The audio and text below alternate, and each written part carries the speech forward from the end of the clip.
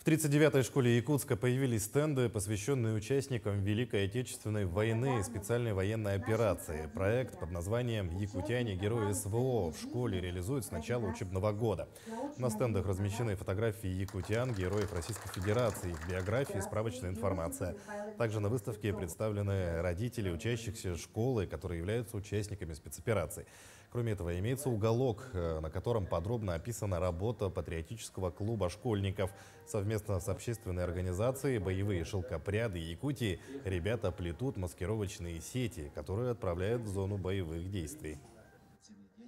Сегодня мы не только открываем военно-патриотические стенды, мы выражаем благодарность и признательность нашим землякам, нашим родителям, участникам специальной военной операции.